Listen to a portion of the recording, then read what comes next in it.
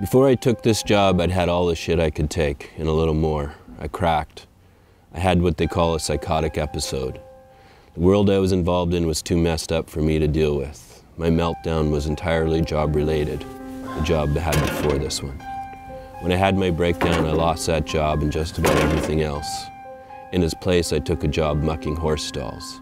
It was therapeutic and had metaphoric meaning for me. Every day, the stall fills up with shit, and every day I clean it out and cover it with fresh, clean shavings. It's a quiet and peaceful job, and it gave me time to think.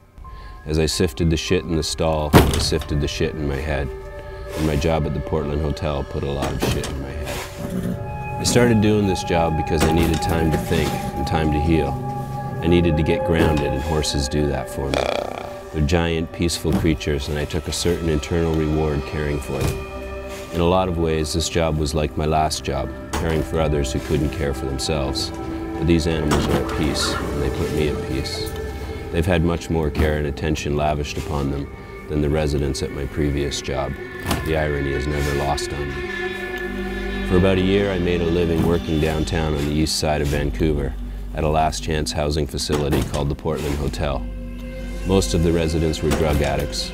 Many had AIDS, and the women were mostly prostitutes. The men were pimps, dealers, and petty thieves.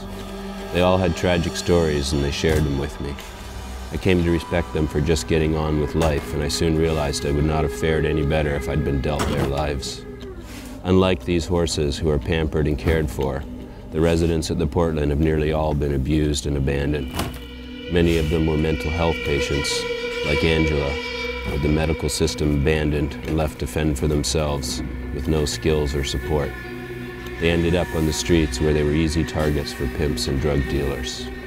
Street life further deteriorated their mental health. Angela scrambled just to stay alive. She didn't have the mental faculty to really care for herself, let alone get a job. She was just smart enough to learn that men would pay her to do things with her clothes off.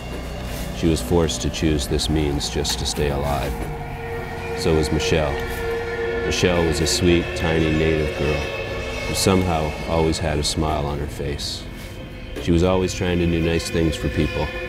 She sat in my office and told me in bits and pieces what had happened to her. She would go out and get me coffee and then sit down with me in my protective cage. I suppose she felt safe in the office, inside the cage. I don't think she felt safe anywhere else. Michelle, like so many others, was raped and beaten while she was at a government-sponsored school for Native Canadians. She was never given any counseling or support when she finally left. She didn't hang around long enough to graduate. Like Angela, she too was simply left to fend for herself in a world that had already abused her and taught her that her life had no inherent value. She too fell easily to drugs and prostitution. In my time at the Portland Hotel, I never met one resident who hadn't overcome amazing odds and simply still being alive. It was obvious to me that the problem was not with the people living on the east side, but in the system failures that put them there.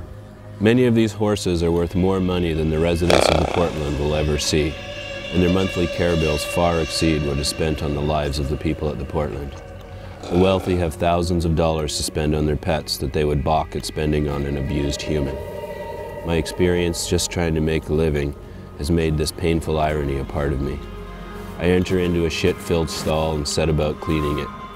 I take out the shit from one stall after another, day after day, and I pretend the world is a cleaner place, but I'm not deceiving myself. I'm merely dealing with the shit and trying to get closer to the problem. I'm trying to understand how some can have so much while others are being beaten to death. I've shoveled a lot of shit, but I've only learned that the wealthy are happily oblivious to what goes on in the economic system they support and are supported by. They can't afford to care for the downtrodden humans. Their horses need new saddles and new shoes. They pay me $2 to clean the stall and another $1 to feed them and turn them out. They can't afford to pay me more. There are so many downtrodden lackeys who can do this job. There are junkies downtown they could hire for $10 fix if they could just trust that type of person. But they would never trust those people. Those people are untrustworthy. You have to have a certain amount of wealth to be trustworthy. There's a sad truth in that. Go figure. The rich don't trust the poor who couldn't trust the system to keep them safe. I, on the other hand, am perfect for this job. Just poor and beaten enough to work for minimum wage, but not so poor and desperate to steal their possessions. On a couple of occasions, I've tried to broach the subject of the homeless living in Vancouver with the people here. It's never gone well. It's not something that's open for discussion. In the eyes of the horse owners, those people have apparently made the lives they are living. These people, the horse owners, have worked hard for their wealth. They deserve what they have. I wonder if this implies that Michelle deserved to be raped when she was 12 years old by the priest at her school, or if Angela deserved to be put on the street when her mental institute she lived in was denied funding. And what did these horses do to deserve a better life than has been afforded Michelle or Angela? They were born out of a certain mare by a certain stallion, each of which had specific skills and traits, ensuring the value and protection of their offspring. Michelle and Angela were not so lucky. They've suffered the consequences. I'm somewhere in between and have been afforded the painful luxury of being able to pass in and out of each world, the mean streets of Vancouver's east side and the pleasant hallways of an upper-class horse farm. I've seen the rich live their lives, and I've seen the poor endure theirs. I've so far been unable to reconcile the two worlds, but it's more than this that put me here. The subtle underlying irony of the situation is enough to drive a person crazy, but the abuse is more overt and more brutal than just this. I've been privy to this as well, and it's this that ultimately put me here. I tried to help out as best I could, but I was not strong enough. I could not withstand the force of the violence I encountered downtown. I cracked and I broke. I could not save Michelle or Angela. In the end, I was barely strong enough to save myself. One night I was sitting in the office alone. My co-worker had gone out to get some food and visit a friend. I was on the overnight shift. About midnight, one of the residents came rushing into the office out of breath. She told me there was trouble on the second floor and I should come right away. I grabbed my phone and ran upstairs. When I got to the second floor, I was confronted with a whole group of residents standing around a very large man in a black leather jacket. The man had Angela pinned against the wall. She was wearing only a ski jacket. I stepped in and asked him what the problem was. He told me that Angela had stolen $200 off of him with the help of another girl. The other girl was Michelle, who was standing and trembling against the wall.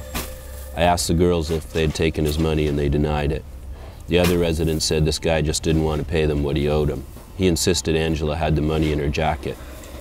I asked one of the residents to go get Angela a blanket while I took her jacket and searched it. While I was rifling through it, I signaled Michelle to call the police and handed her the phone, pretending it was in my way while I emptied the pockets of the jacket. There was no money. I went back to the man and held the jacket out to him. I told him there was no money in it. He could check himself. He looked at me and opened his jacket. He removed a huge 10-inch hunting knife from his sheath and held it to my gut, then slowly raised it to my throat. "Well, you better find me $200 or someone's going to get cut," he said. I tried to tell him that if he lost money, it would be returned to him, but that no one in this hotel was going to have that kind of money.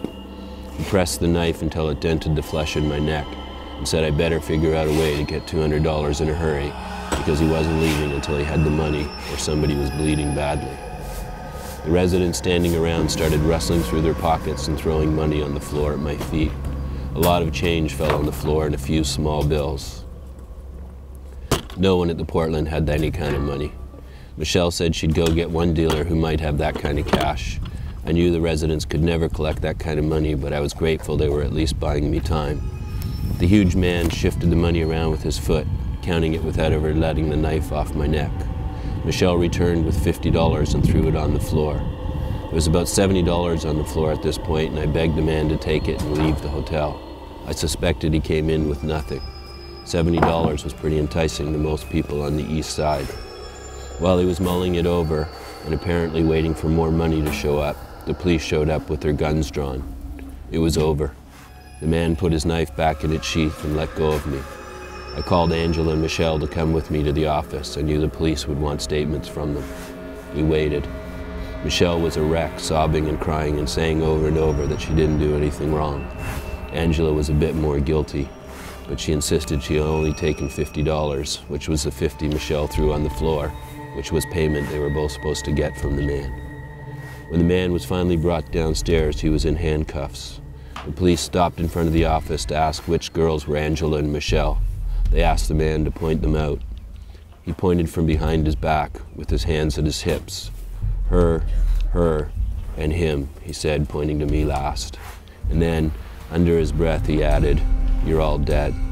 The police warned him about making threats and led him away. Michelle was crying again. "He's a black angel," she said. Over the ensuing weeks, I learned that the term black angel was what the residents of the East Side used to describe men associated with a man named Willie Pickton. Everyone down there seemed to know that any woman who went away with Willie Pickton never returned, to the extent that they believed he sent other men to collect women to take back to his pig farm. Willie Pickton had not been charged at the time of this event. I told the police about the claim the residents made about the man in the black jacket and asked them about Willie Pickton. They dismissed both accusations as being the products of drugged-out, demented minds. Within a month, both Michelle and Angela had gone missing.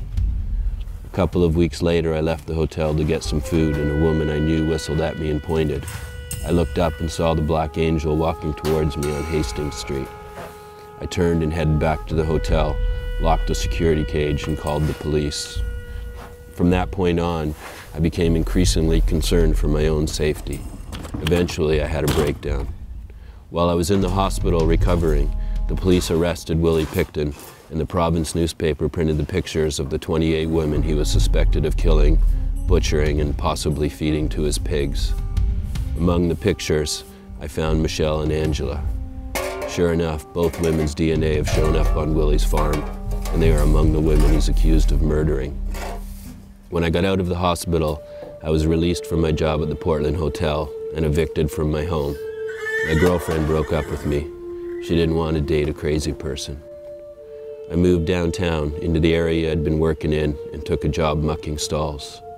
As it turned out, I needed several years of cleaning out shit before I could start to get on with my life. Willie Pickton is on trial now and will likely be put away for life. But Willie Pickton is not the problem. I'd be willing to bet he was abused and abandoned himself in some way. He's just one piece of shit in a system full of it. Tomorrow this stall will be full of shit again. I've spent years cleaning shit and the world is no better off. Now the Olympics are coming and people are wondering how to hide the shit while the money pours in from all over the world. They'll find some way to throw fresh shavings on top of the old shit to make it look fresh and clean, but the shit won't stop coming until it's fixed at the source. I wonder what would happen if the energy and devotion it took to get the Olympics here, or if the money it takes to keep these horses so fit and well, was put towards our most abused citizens. I believe we have the means to save these people's lives. I wish we had the will. The irony doesn't escape me.